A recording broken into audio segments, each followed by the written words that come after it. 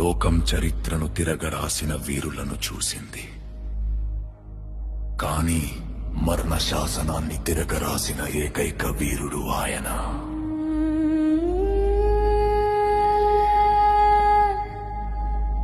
శత్రువుని కత్తితో చంపడం కాదు, తన ప్రాణాన్ని బలిగా ఇచ్చి ఆ శత్రువులోని శత్రుత్వాన్ని చంపిన మహాయోధుడు.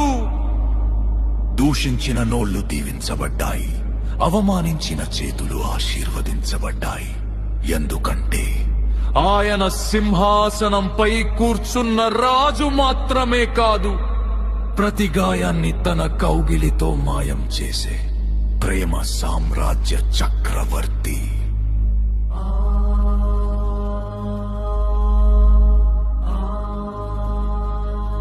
మరణం ఆయనను బంధించాలనుకుంది, కాని ఆ మరణానికే మరణం రుచి చూపించి సమాధిని బద్దలు కొట్టుకుని వచ్చిన మృత్యుంజయుడు పగవాడికి ధైర్యాన్ని, అలసిన గుండెకు ఆలింగనాన్ని ఇచ్చే ఏకైక ఆశ్రయం ఆయన. ఆయనే నా సర్వస్వం, ఆయనే నా యేసుక్రీస్తు.